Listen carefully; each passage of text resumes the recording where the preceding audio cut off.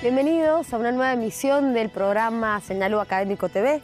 Este programa que te muestra buena parte del registro audiovisual de todas las actividades académicas, culturales y artísticas que suceden en la Universidad Nacional de Cuyo. Esta semana tenemos para compartir con vos dos fragmentos de charlas súper interesantes. Por un lado, Beatriz Narvaja Arnú, una lingüista especialista en análisis del discurso, investigadora, docente y declarada recientemente doctora honoris causa de esta universidad. Ella habla sobre la tradición retórica. Por otro lado, tenemos una charla con otro doctor honoris causa también de nuestra Universidad Nacional de Cuyo, que es Miguel Ángel Estrella, tenista argentino reconocido mundialmente y radicado actualmente en Francia. Arrancamos.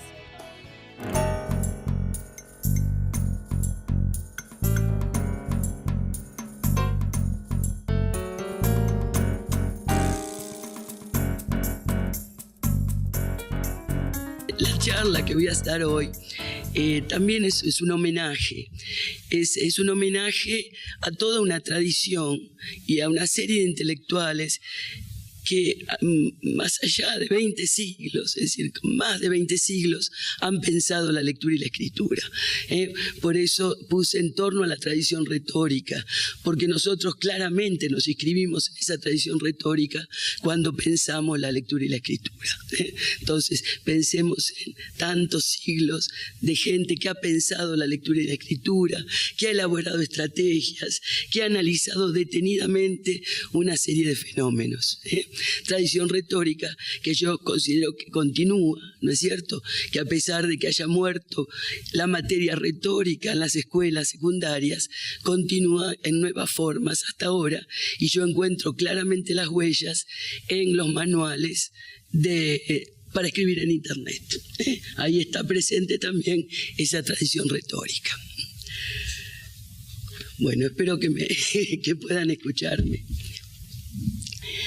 En la preocupación por reflexionar la pedagogía de la escritura y por elaborar estrategias didácticas que faciliten el proceso de los estudiantes, particularmente en la formación de profesores, en el primer año universitario y en el posgrado, me acompañó siempre el interés por interrogar las funciones sociales de la escritura y desde qué lugar hablábamos como docentes e investigadores. Me interesó también historizar las prácticas que habíamos ya naturalizado.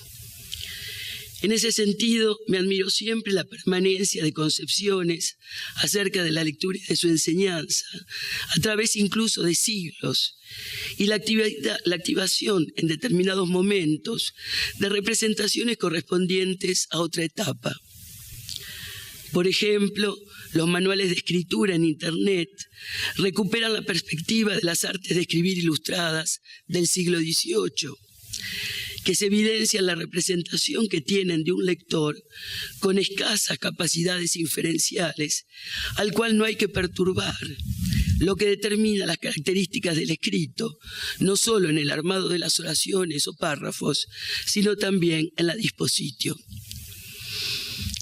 En esa interrogación fueron decisivos la aproximación a la tradición retórica que realicé desde la glotopolítica, sensible por supuesto a los aspectos pedagógicos de la disciplina, y unos planteos significativos y estimulantes de Foucault en la conferencia inaugural en el Colegio de Francia, que fue publicada bajo el título El orden del discurso en 1971.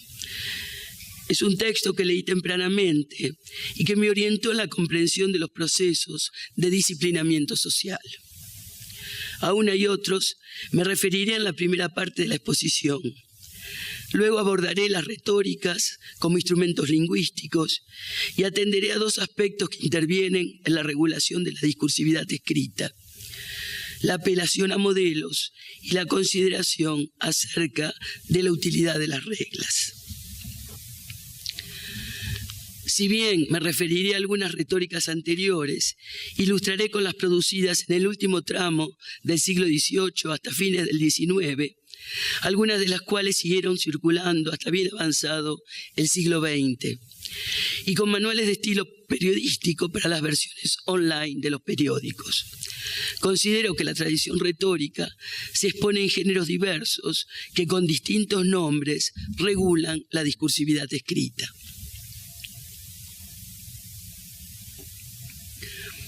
Entonces, el primer punto sería perspectiva glotopolítica respecto de la tradición retórica.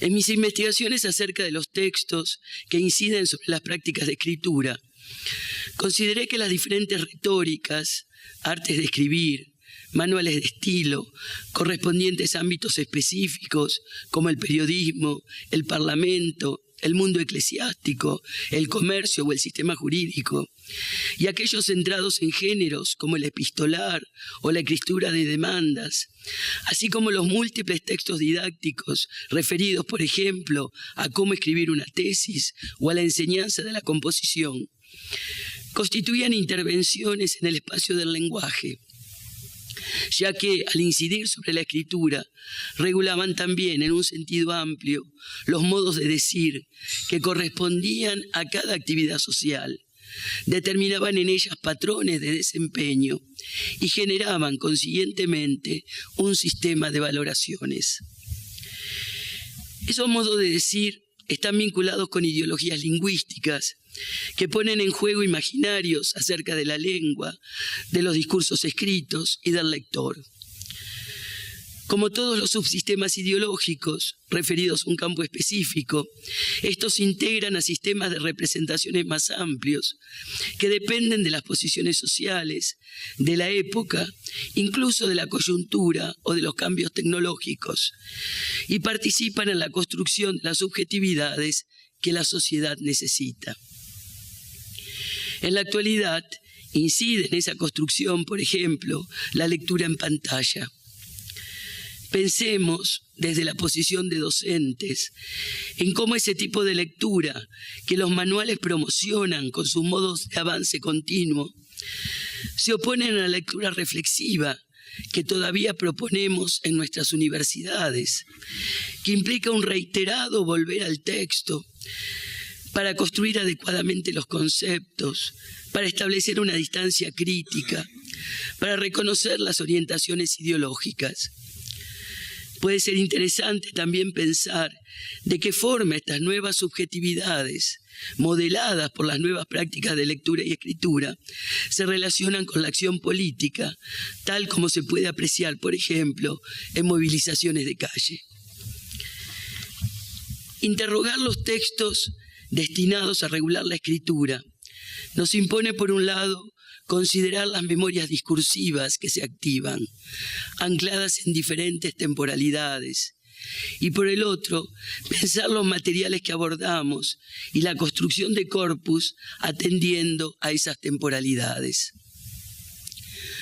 Si consideramos la tradición retórica en un sentido amplio como el que proponemos, la larga duración tiene un peso importante que se expresa, entre otras, en la permanencia, desde los momentos iniciales del campo, de la relación pedagógica entre la lectura y la escritura, y la importancia del comentario de textos para la producción escrita.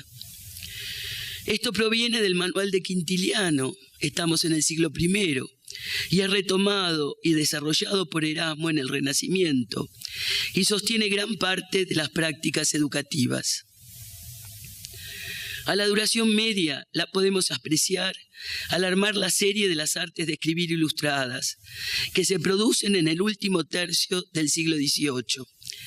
Estas se centran en la especificidad de la escritura, acompañando la expansión de la cultura escrita, y proponen una representación del lector que en gran medida va a desaparecer con la ampliación del sistema educativo, aunque notablemente reaparezca, como señalamos, en la actualidad, en la que vivimos una nueva expansión de la cultura escrita.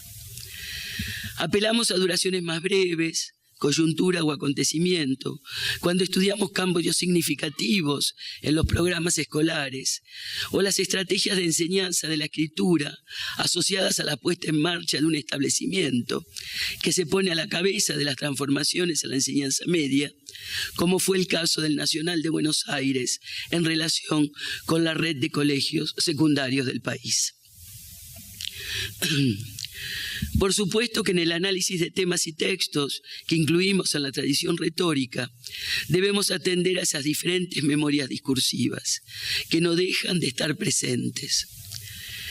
Es evidente que en nuestra actividad académica participamos en la regulación social de la discursividad escrita, convocando recorridos anteriores. Lo hacemos cuando evaluamos o orientamos respecto de la redacción de artículos o cuando dictamos seminarios sobre la escritura de tesis. En esos casos recurrimos, por ejemplo, al antiguo convencimiento de que debemos atender a los modelos que circulan y de que la dispositio, es decir, los modos de organización textual, y la elocutio como adecuación del discurso al género, o el ethos como presentación de sí que debe hacer el tesista y el autor del artículo, tienen una importancia fundamental.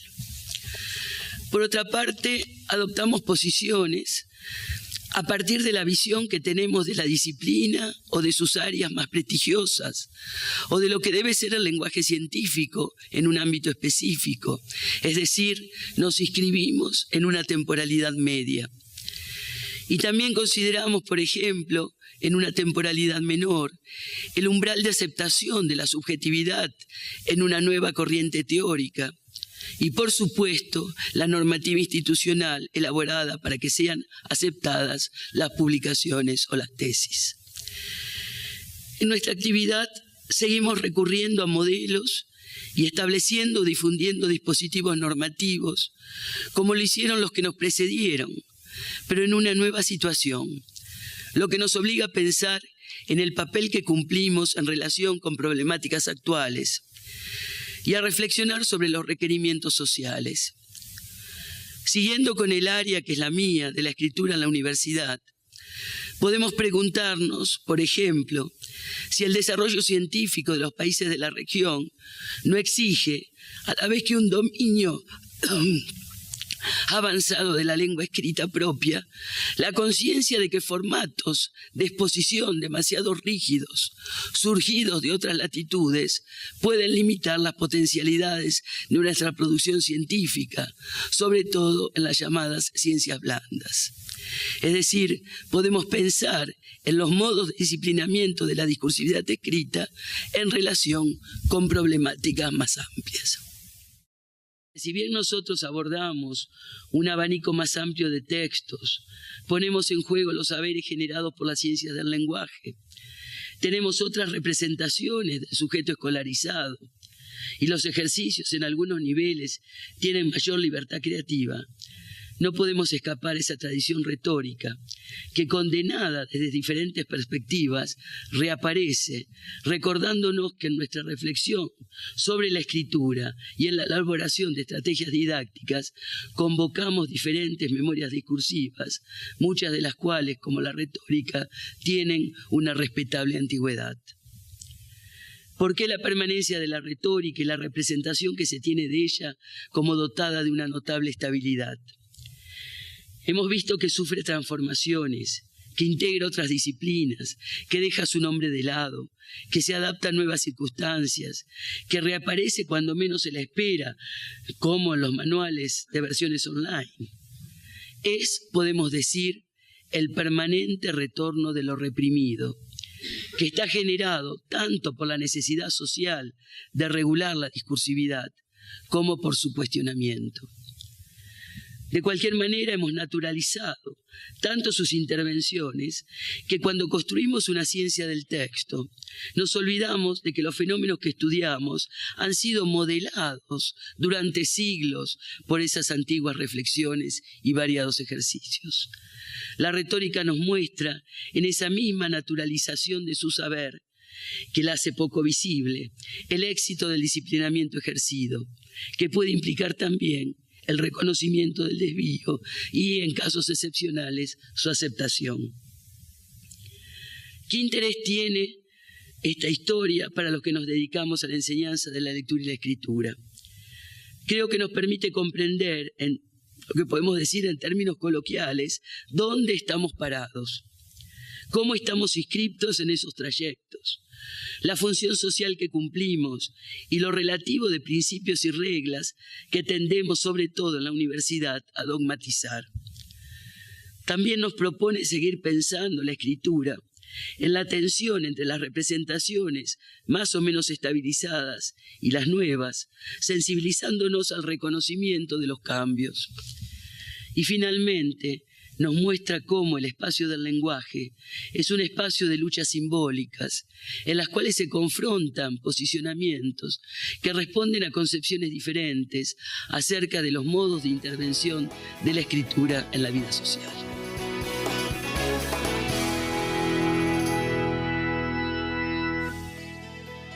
Esta semana entrevistamos a Susana Océvar, es lingüista, es especialista en la pedagogía del lenguaje. Justamente ella nos habla un poco sobre la charla que dio Elvira Narvaja de Arnú y también profundiza un poco sobre cómo está el nivel de la lectura y la escritura en Mendoza y en el país. Escúchala. Bueno, la doctora Elvira Narvaja de Arnú recibió la distinción honoris causa a pedido nuestro, precisamente del Instituto de Lectura y Escritura y de la subsede nuestra de la cátedra, por sus innumerables aportes en distintos campos.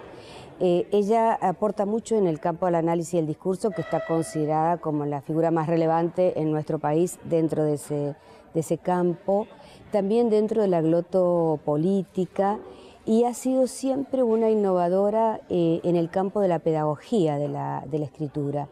Ella fue la primera que instauró a nivel de la universidad los talleres de lectura y escritura, cuando advirtió que los alumnos no estaban llegando en las condiciones que se esperan en la universidad para que puedan escribir textos académicos y científicos posteriormente, ¿no? Entonces instauró todos esos talleres en los cursos básicos de la UBA, en el ciclo básico común, digamos así, y a raíz de la influencia de ellas se empezaron a instaurar estas cátedras en todos los primeros años de distintas universidades, particularmente de las 14 universidades que integramos la red de la cátedra UNESCO. Entonces, en ese sentido, ella ha hecho muchos aportes. Y también en los últimos años se ha dedicado a todo lo que es política educativa en el marco del Mercosur, con la organización de los congresos de CIPLOM. Eso es lo último en lo que ha estado trabajando. El proceso de la lectura y escritura en los niños es el tema que más nos preocupa y que ha preocupado históricamente a lo largo de la humanidad, diríamos así. Ha habido numerosas polémicas entre cuál es la metodología más adecuada. Hubo una polémica famosa en la década del 60, de 1960 me refiero, con Berta Braslavsky, que se hizo internacional en un libro famoso de ella, La querella de los métodos de la enseñanza de la lectura. Vuelve a cobrar auge en los primeros años de este siglo entre los métodos fónicos y los globales, o la propuesta de Kenneth Goodman y John Smith del lenguaje integral, que un poco se adoptó en una época en nuestro país y en nuestra provincia particularmente con la famosa psicogénesis, que causó muchos problemas y los niños llegaron a primer año de la escuela secundaria sin estar alfabetizados. La psicogénesis es un estudio que hizo Emilia Ferreiro, que es una discípula de Piaget, utilizando el método clínico de Piaget y viendo cómo los niños se apropiaban de la lectura y la escritura. Eso fue un estudio de índole psicológica, hecho en cámara Gesell, con niños que no estaban en clase, y verdaderamente fue revolucionario, y sigue siéndolo en su momento, porque ella pudo demostrar en 2 lenguas distintas, porque hizo el estudio con Liliana Tolchinki, en hebreo y en español, que los niños, desde muy pequeña edad, desde los 3 años, entre los 3 y los 5, hacen numerosas conceptualizaciones. Y entonces todo su aporte sirvió para quebrar esa instauración que se hace en primer grado, es que a los niños hay que enseñarles las letras una por una, con la palabra generadora, que a lo mejor muchos de los que escuchan esto recordarán su infancia, su primer grado, haciendo hileritas de A, y más hileritas de A, imprenta mayúscula, imprenta minúscula, en cursiva, mayúscula y minúscula, y después escribiendo palabritas con A, el dibujo del ala, y así sucesivamente. Ella quebró eso porque había niños que estaban en primer grado y ya sabían leer y escribir. Entonces su aporte fue importante, pero fue mal interpretado. Fue mal interpretado y se tomaron conceptos de ella erróneamente. Por ejemplo, ella dice los errores psicogenéticos no se corrigen, que son los errores de construcción del sistema, y esto fue como interpretado como que no se corrigen los errores ortográficos. Entonces nunca se corrigió ortografía, acá en Mendoza, no se les corrigió a los chicos la segmentación entre una palabra y otra, los espacios en blanco famosos, escribían todos juntos, bueno, causó bastante daño. Y aparte de esto, digamos, en los distintos gobiernos y en las distintas gestiones se va oscilando de un tipo de metodología a otra, y una de las, a mi criterio, ¿no?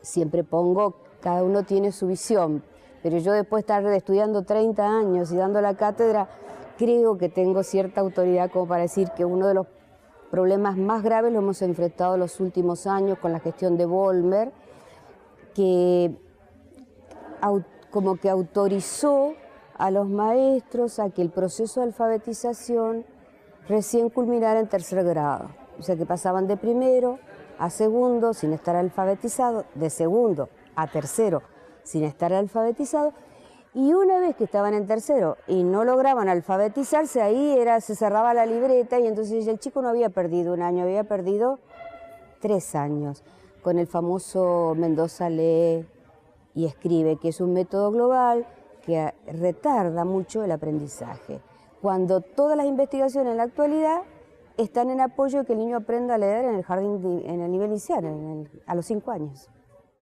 Yo creo que las nuevas tecnologías han cambiado la manera de leer y de escribir de muchas personas. Es distinta. No sé si mejor o peor, porque esto depende, hay que siempre contextualizarlo, ¿no? Yo hago investigaciones sobre la producción de niños pequeños desde hace unos 20 años. Y hemos trabajado con textos narrativos, hemos trabajado con textos argumentativos, que es la investigación que hemos terminado ahora, y los chicos en los cursos experimentales, aplicando una adecuada secuencia, paso a paso, con talleres y trabajando con ellos con 4 meses, escriben textos excelentes y leen, porque la lectura la vamos trabajando junto con la escritura. Ahora, cuando esto lo comparamos con aquellos cursos testigos en los que no hemos empleado la secuencia, vemos una gran diferencia. Y nosotros estamos trabajando, esto yo siempre lo aclaro, con escuelas que usan un paradigma alternativo de escritura, o sea, con que enseñan de otra manera, no con los dibujitos de las letras, enseñan lenguaje escrito. Entonces, si a esto lo comparamos con una de esas escuelas provinciales que todavía trabajan con esta metodología, que es una gran mayoría, la diferencia es muy grande. Los niños ni leen ni escriben, finalizado el tercer grado, por ejemplo. En la actualidad, con todos los estudios y las investigaciones que se hicieron, y dentro de la corriente de la alfabetización temprana, que es la que surge después del fracaso de la psicogénesis que comentábamos recién, se considera que el niño, este proceso de alfabetización temprana es como una fase de la alfabetización avanzado convencional, y lo tiene que vivir desde el nacimiento hasta los 5 años. Obviamente el proceso en sí empieza a dar el niño síntomas de la internalización del lenguaje escrito entre los 2 y los 3 años, cuando comienza a hablar, cuando empieza a interesarse por los cuentos y demás. Esto en el ámbito de una familia alfabetizada. Pero si el niño está en un contexto desfavorecedor, que la familia no le brinda el apoyo de la lectura de cuentos, donde no hay material escrito en la casa, donde no se interactúa con la lectura y la escritura, esto se tiene que hacer en los jardines maternales. Desde los CEOs, desde los jardines maternales, comenzar con esta aproximación al lenguaje escrito, porque es todo un camino lento que conduce después a la alfabetización. Y entonces ya en las salas de 4 y 5, siempre a través de juegos, se comienza con lo que ahora se considera uno de los predictores más favorables para el desarrollo de la lectura y la escritura, que es la conciencia fonológica, que esto lo sabíamos y lo venimos aplicando. Yo tengo una propuesta de alfabetización propia publicada, y venimos trabajando con ciencia fonológica desde hace muchos años, desde los aportes de la psicolingüística. Pero en la actualidad las neurociencias han demostrado, y lo han demostrado empíricamente a través de los mapeos cerebrales, qué influencia tiene el desarrollo de la conciencia lingüística en el logro de la lectura y la escritura, en lenguas como la nuestra, que son totalmente transparentes, ¿no? Entonces el niño logra rápidamente la relación fonema-grafema cuando hay ejercicios de desarrollo de esta conciencia, que son con juegos, es jugar con los chicos, no es que enseñamos esto, jugamos a rimar, jugamos a las que empiezan igual, jugamos a las que terminan igual, jugamos con los nombres de los chicos, los comparamos, siempre se hace a través de propuestas lúdicas.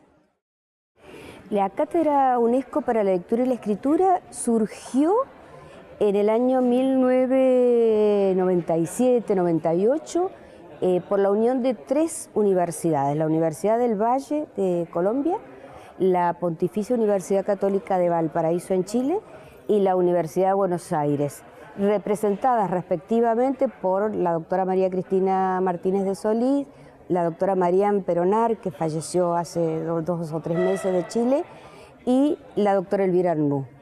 Se hizo la presentación ante como corresponde a la UNESCO, que es la que da la autorización para la creación de las cátedras, y se planteó allí entre los objetivos fuertemente establecer una red de universidades en todos los países latinoamericanos que trabajaran para favorecer la equidad y la calidad en la enseñanza de la lectura y la escritura en América Latina.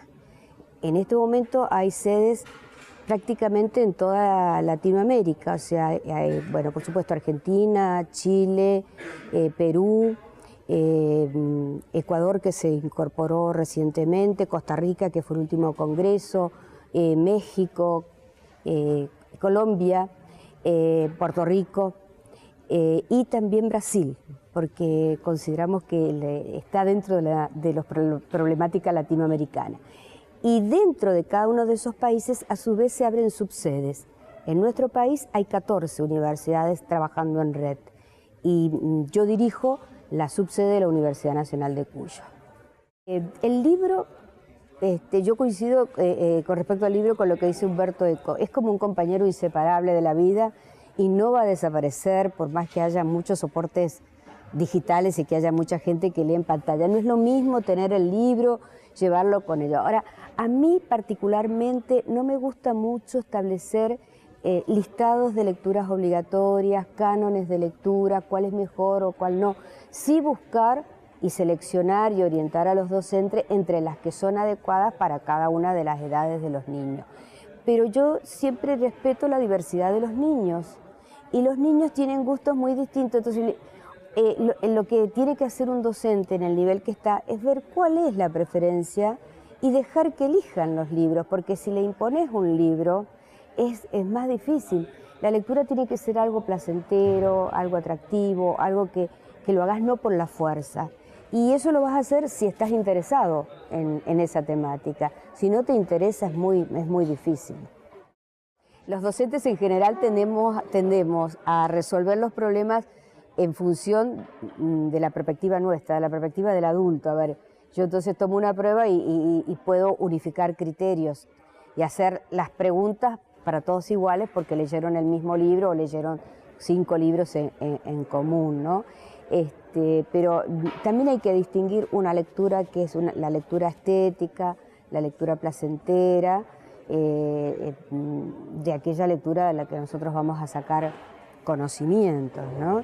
Entonces yo creo que allí es más fácil elaborar una evaluación, si yo quiero evaluar ese proceso de lectura de los chicos, sin que tanto costo para el docente, y dejarlo que libremente elija el libro que quiere leer, ¿no?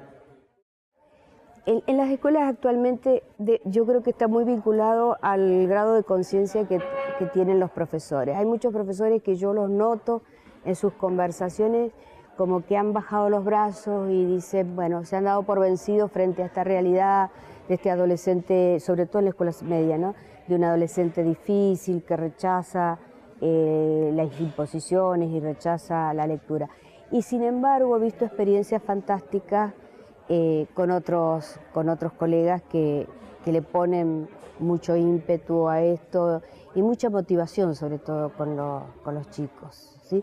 Yo tengo un equipo de investigación en este momento muy amplio, en el que hemos estado trabajando todos estos temas que conté recién, y hay profesoras que se desempeñan en el nivel medio y otras en el nivel primario, y todas ellas son excelentes lectoras y escritoras, que es lo que tiene que ser un buen docente. O sea, yo no le puedo transmitir al otro el gusto por la lectura y la escritura si yo no lo practico, es difícil.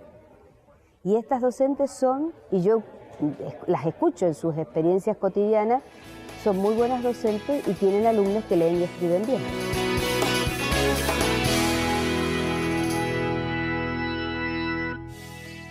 Como te anticipamos al principio del programa, está con nosotros Miguel Ángel Estrella, que fue declarado doctor honoris causa de esta universidad.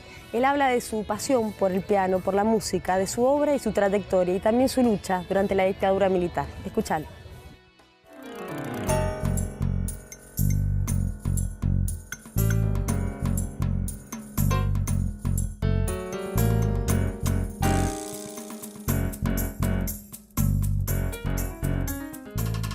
Le pedimos la palabra al flamante doctor honoris causa de la Universidad Nacional de Cuyo, al maestro Miguel Ángel Estrella. Bueno, ¿qué decir, Roberto, cuando relataste, casi me pongo a llorar, ¿no? El momento en que me iba de la cárcel, solo el gato, que tenía un olfato, que un día me sacan y me dicen a sanidad, revisación médica, y el gato me dice, libertad para vos. No, le digo, y era. Entonces corrió la voz. En todo el penal eran 5 pisos, enorme cárcel militar. Y es cierto que me gritaban cosas. Yo me abracé al teclado mudo y empecé a llorar ahí. Cuando me decían, no nos olvides, Chango, pero sé feliz, vivía full, sé feliz y no te olvides de nosotros.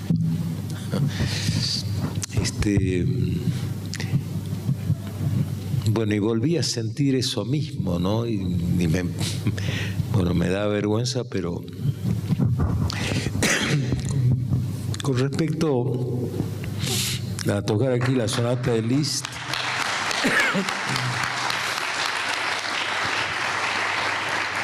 gracias. Y tocar en la cárcel, por supuesto que sí. Quizás a principios de octubre, creo que tengo un poco de tiempo, fin de septiembre.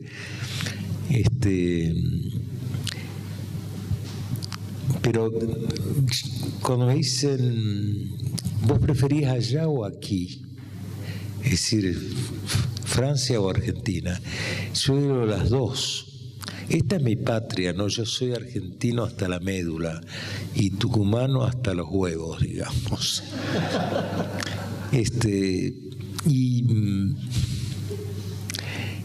Porque aquí puedo hacer cosas que allá no puedo.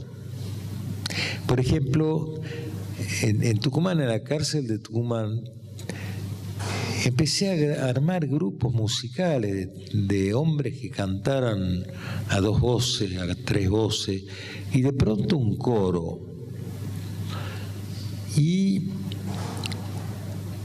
yo iba una vez por año y los acompañaba en lo que cantaban. Y un día les digo, la verdad que los progresos que ustedes han hecho es magnífico. Están como para que los lleve a cualquier lado a cantar. Dice, negro, tenemos un sueño. Como Luther King, les pregunto. No sabían quién era Luther King. Les conté Luther King. Y bueno, ¿qué es el sueño? Cantar con tu hija, con esa voz que tiene esa mujer, Le digo, picarones, ya los veo venir. No, te lo juro que no, es tu hija y nada, pero esa voz, y con vos en el piano.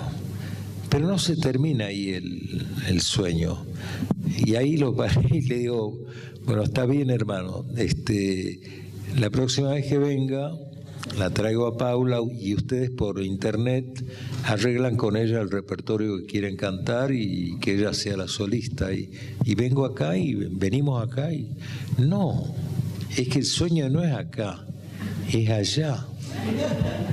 Y diciéndome en el teatro oficial de Tucumán, que es un hermoso teatro, el Teatro San Martín,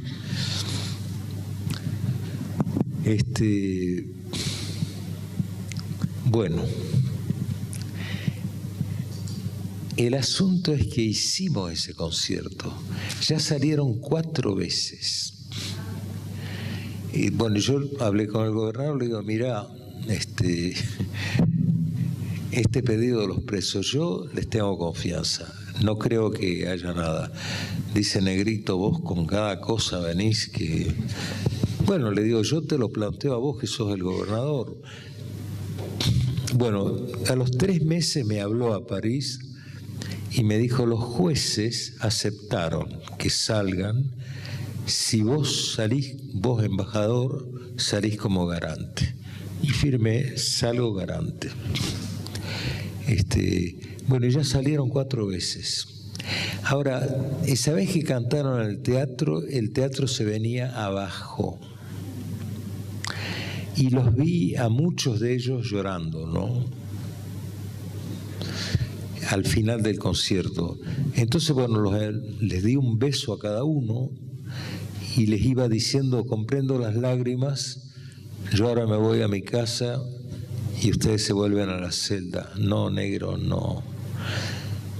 Lloramos de alegría. ¿Sabes lo que es ver a nuestras mujeres, a nuestros hijos, a nuestros tíos, nuestros vecinos, gritándonos bravos en este teatro, el más grande de Tucumán? Bueno, esas cosas, por ejemplo, yo traté de hacerlas en Francia, en una cárcel muy dura de Marsella, pero duró muy poco porque no están las normas. Yo logré que un colega, un muy buen pianista de origen chileno, él, que no es más de este mundo, un tipo excelente músico, y era el director del Conservatorio de Marsella, y él eligió a los músicos del conservatorio para que vayan. Y bueno, y hubo una cosa tonta, digamos, eran chicos jóvenes y claro, las familias de los presos los llenaban de envíos para los presos, para darles, ¿no? Y en una de esas había una botella de whisky, ¿no? Y ahí lo pararon como... Le digo, bueno, no van a ir más esos músicos, buscamos... No, Miguel Ángel, basta, llegamos hasta acá. No hay más música en el... Venís vos a tocar cuando quieras, que vengan otros también, pero... Bueno, pero... Vivir entre dos culturas es fantástico. Por eso que les acabo de decir, allá puedo armar la Orquesta para la Paz y otras cosas, ¿no? Y acá pude hacer la Tecnicatura de formación de músicos sociales, hacer ese trabajo en las cárceles. En muchas cárceles hacemos música, es decir, los presos, música que hacen los presos. Y bueno, entonces es como que entre una cultura me da unas cosas y la otra me da otras que esta no me puede dar, y viceversa. Por eso yo creo, no estoy casi nunca de mal humor, por ejemplo. Yo me levanto todos los días feliz y corro un rato, y me siento al piano, armo un mate y soy el más feliz de los mortales, ¿no? Porque la música es, mire, Atahualpa Yupanqui, por ejemplo, que es un hombre que nosotros conocimos en la infancia, porque él tenía un amante que vivía en casa, en la casa de mis viejos, con la que tuvo un hijo, una hija, que era igual a él, pero él no la reconoció nunca. Pero era un tema que él no quería tocar jamás. Pero él llamaba, por ejemplo, allá en París, a la noche, con los chicos, con mis hijos, y le decía: chicos, mañana voy a almorzar con ustedes, un pollito sin sal, que es mi enemiga, y estoy con ustedes. Los quería mucho a mis hijos, y ellos lo amaban también. Llegaba y se sentaba al lado del piano y me decía: Changuito, tocame Bach, limpiame el alma, estoy triste. Y tocaba una hora y cuarto, 2 partitas de Bach, una suite inglesa, y después se levantaba fresco y decía: tengo el alma limpia, Changuito, gracias. Gracias a Bach, decía. Pero, y yo todas las mañanas empiezo tocando Bach, una hora y cuarto, y no sé, eso es como que también me limpia el alma, y cuando empiezo así el día, sé que me puedo bancar cualquier cosa, de las peores, ¿no? Porque en una embajada tiene su estilo, las embajadas, ¿no? Y los diplomáticos, esa manía de subordinado. Yo a todos mis empleados les decía: todos me pueden tutear, no se haga ningún problema, no me estén diciendo embajador, me pueden llamar Miguel Ángel o Chango, lo que quieran, pero no. Y llegué a crear grupos casi familiares en la embajada, ¿no? Y que es una cosa difícil, porque la formación del diplomático es que al que está abajo hay que maltratarlo, hay que hacer valer la autoridad. Y a mí jamás se me puede ocurrir una cosa así. Entonces llegué a tener equipos fantásticos, que nos mirábamos en una reunión donde había 192 embajadores, y nos mirábamos y ya sabíamos lo que estaba pensando cada uno, por mirarnos nada más. Bueno, son experiencias fuertes de la vida, y a mí la vida me trató bien. Yo soy un agradecido de tener la salud que tengo y tocar con la vehemencia que toco. Bueno, tocar el piano es como hacer el amor, bastante parecido. Salud para todos. Gracias. Hasta que llegamos a esta edición nueva de Señal U Académico TV. Espero que lo hayas disfrutado tanto como nosotros, y te invitamos a seguir disfrutando de todo este material audiovisual en www.universidad.com.ar, y ahí haces un clic en U Académico. Muchas gracias, y que sigas disfrutando todo este contenido donde, como y cuando quieras. Hasta la semana que viene.